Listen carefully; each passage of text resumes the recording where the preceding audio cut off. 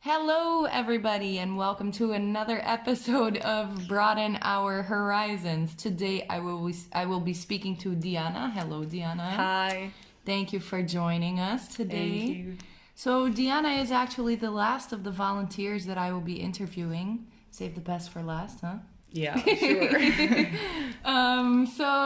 Usually how we do this is I ask you about yourself, who you are, like where you're from, what you've done before coming here, and what you're doing here now. So I'm from Belarus and I'm 21 years old. I've been living in Poland already for 4 years and I got the bachelor's degree in American Studies here. I came to this program basically because I wanted to become a volunteer since I was 15, I think, and I found this opportunity and I was so happy about it because before I didn't know about these volunteering things in Europe, but when I found out that it's pretty easy to get in here, I was like, yay, that's my thing. Yeah.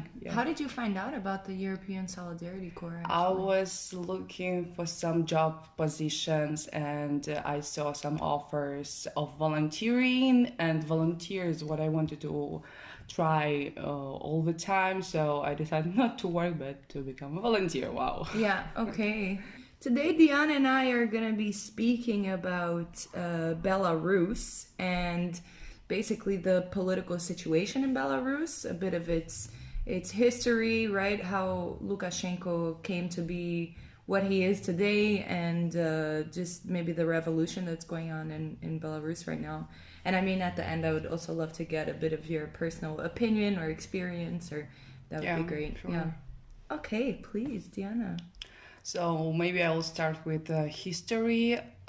So after the fall of USSR, Belarus became a parliamentary country, and that's why in the beginning we didn't have basically a president, and only in 1994 Belarus became a presidential country, and Lukashenko became our first president. Before he was like a guy from a village without good education, basically no political education at all. Oh. Yeah, but well, nobody actually knows how he became president. That was weird, a little bit. Yeah, and so he's been a president already for 26 years for now. And our constitution of 19th didn't allow to select the same president more than 2 times, but in 2004 Lukashenko made amendments in the constitution of Belarus allowing to re-elect a president countless times. Crazy. That's why he's still here like a king. And maybe his first 2 terms were kind of led to some results of his campaign. He wanted in his campaign stop like mafia, stop corruption, and make economical growth. Yeah, in the beginning it worked, but on his third election Belarus just stuck, and its economical, political, and social spheres becoming like they're decreasing. Yeah. And after the third re-election, when he got 80% of the votes, like the bigger protests in Belarus already were there, but it was only like for 1 or 2 days, and they led to nothing basically. When was this? 2004. 2004. After the third election. So after his third election, there were already people showing that they didn't want him to be in power anymore. Yes, exactly. Opposition with the white flags, like now. And if you can search pictures, there are like thousands of them, like on the streets. That was it. Like, but only in Minsk, actually. Okay. Not like all around Belarus like it's now. And every time on his election, he got 80% of the votes. And probably it's his just favorite number, or the number he got first time, because it's always 80%, no less, you know. Right. And these protests in 2004 that you said, they started happening for certain reasons? People were just dissatisfied with the way he was ruling the country? Or? They were dissatisfied with the thing that he got reelected for third time. Okay. And probably these amendments that were like people voted also for these amendments of the constitution, but it's also like was falsificated probably. That's why, like, because 90% of people agreed to these amendments, Right. but it's weird, like impossible almost. Yeah, crazy. And what would you say was like the driving force of the protests that are going on right now? Okay, so when and why did the current protests that we have going on right now, when did that start? So mass protests all around Belarus started on election day, immediately after the closing of polling station in the evening, like at 10 or 11 in the evening. And after the announcement of the results of the vote of some places, because also not every place, poll place, said the results. They just hiding them, but people wanted to know, and they had a right to know in the end of the day how many votes was on this poll. Yeah, and of course the protesters accused the authority of falsification the election results. Right. Because people were waiting for definitely other numbers. Yeah. And the thing is, on the day of election, a lot of people couldn't vote just because they didn't have this, they couldn't get this paper for voting. Okay. How many there should be the amount of papers according to amount of people living in this area, and everybody should get paper with their name.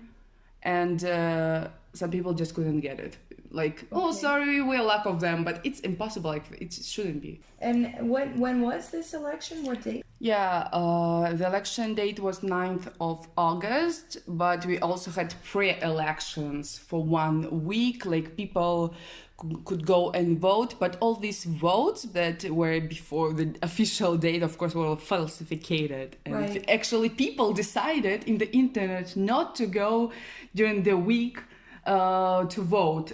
Basically, like very little people went, but they said that went like thousands. Right. But like, Yeah. it's not true. Yeah. So the protest started already on this night of the elections.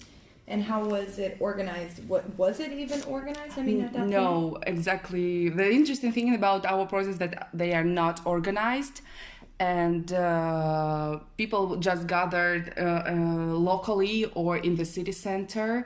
And this basically first night was night of war, because people who got stuck on the streets there were arrested, and The police was very yes, violent, wasn't it? yeah, the police, like first days after election is probably 4 days, yeah, were the cruelest, and the internet didn't work at all around the country. Right, Yes, I remember that. Yeah. and the police used tear gas, stun grenades, water cannons, and rubber bullets. And the protesters were without weapons, of course, because they wanted peaceful protests, Yeah. There were murders, and police later said it was suicide. And there were rapes of men and women, and they said it was just a lie, of who we have confirmed cases by doctors, And there were beatings and injuries and loss of legs, arms and eyes and broken bones, but not a single criminal case has been opened, and there should be like more than 2,000 cases. Wow, that is crazy. And yeah. Wow. I'm interested why the International Criminal Court, do they have like something against Lukashenko? Actually? Yes, they do have, and one organization was collecting information about these days, and they have proven information, but they still can't use them as like Belarusian government says it's they like inventing to Belarusian. Right, some Right, conspiracy against Belarus or something. Yes, like yeah. this. Can you tell me a little bit of how like the situation has been covered in journalism within the country, freedom of speech, freedom of information? There is no freedom of speech in my country. Okay, since August, 1,400 journalists were arrested while doing their work. Right. And 90 of them got administrative arrest, and 9 of them are in the prison now. They got for criminal cases, and also like journalists paid in total like $22,000 of fine. But journalists should be like touchable. I don't know how to say. It's just their work, but in Belarus, no, it doesn't work like this. Yeah. Well, I think in a lot of, let's say, corrupt or that's just where they use bad governments, the enemy is always freedom of press. It's always journalists. It's freedom, it's access to information, People don't want, the government doesn't want people to know. Yeah. That's awful. But yeah, I completely agree. I think it's one of the most important professions in the world, like that's true. Honest journalism. Yeah, I really would say so.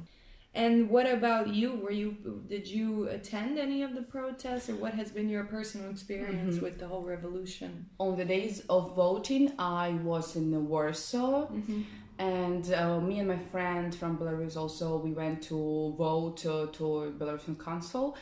And there were probably like 2,000, 3,000 people waiting outside to vote. Wow. But, they didn't allow people to vote.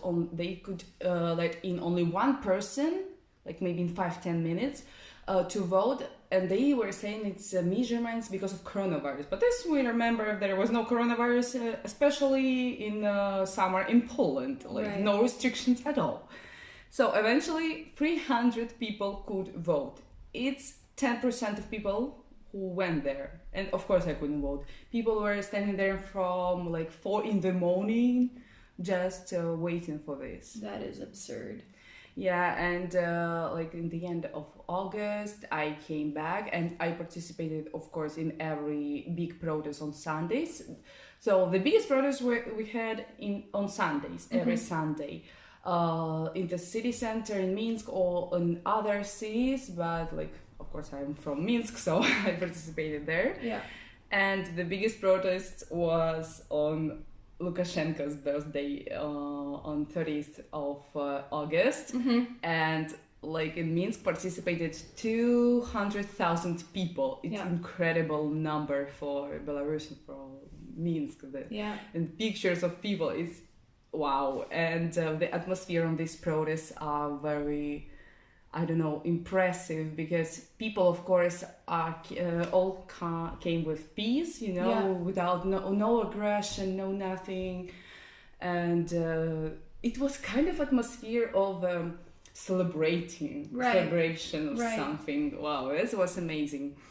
I mean, people are filled with hope, kind of, no? I think that's... Yeah, and the thing is that everybody was sure that we need maybe 1 month of this protest to win. Okay. But here we are. Yeah. Yeah. Here we are. And so today is 12th of February, and we are having protests every single day in Belarus. Of course, they don't show it on the TV every day or don't publish news about it, but we have some Telegram channels with pictures, videos, and people still are active. And is Telegram how people communicate what is going on, with each other? Because you said it, the first couple of protests were uncoordinated, but now is there some sort of coordination? Is there some sharing of information through some sort of platform? Yes, kind of. There is still no coordination, but in November, one opposition channel with 2 guys that live in Poland, and they are kind of giving information news, but maybe somehow coordinating also these protests, because they are saying information when it's gonna be, how to behave, what to do, and they just gave this idea to create local chats of neighborhood and stuff, and where people can chat about it and also make a decision when to go out to Yeah. the protest, like to make a small one and Yeah. stuff. Yeah. Okay, interesting. And what is the platform that they do this on? Telegram. If On you know. Telegram. Yeah. Okay, interesting. And what is your opinion on all of this? How do you feel? Do you feel hopeful of I things? still, of course, feel hopeful, and reading some news, I feel like there is no future for this government. And what European Union also does for us, like sanctions and stuff, and how they help with money, and they wanted to help us with money and give some like people who were suffering from it, but actually we didn't accept it. Like that it's not sponsored by you know. Right. What do we Okay. need with this money? Okay.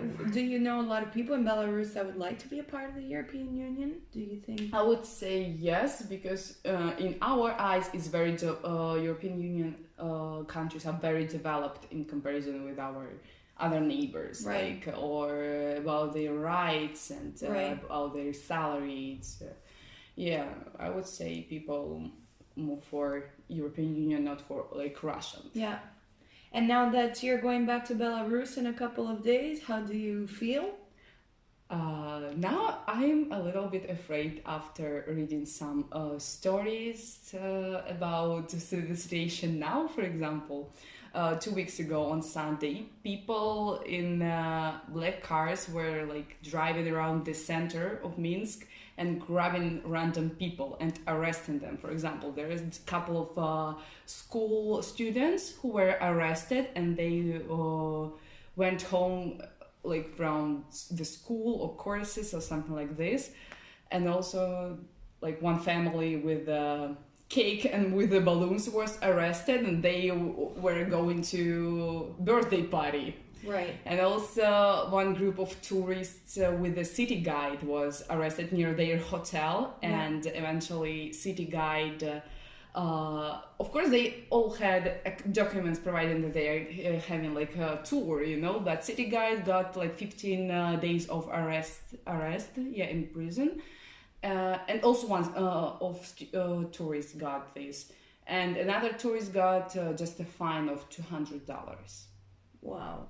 And now with this information, you know, you can't even be safe in your own city just walking around. Yeah. But it's very common. You can hear a lot of different stories when people were arrested just because they're waiting on the bus stop. Yeah. But of course it was the day of protest, but they were like not on this protest, you know. Yeah. They were like even for Lukashenko, whatever. Yeah. I think it's this using fear as a tactic, right? I mean, I think that's something that your government does very well, that they know how to Exactly. instill fear in the population.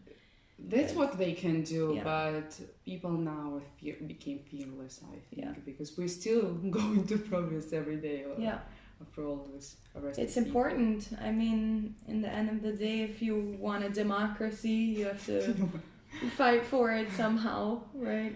Exactly, and since in August, I think 24,000 people were arrested all in all. Wow. Yeah, and like amounts of fines are impressive, Yeah. and they like also a lot of them got like 15 days of imprisonment, you know, and there are also proofs that they put in one.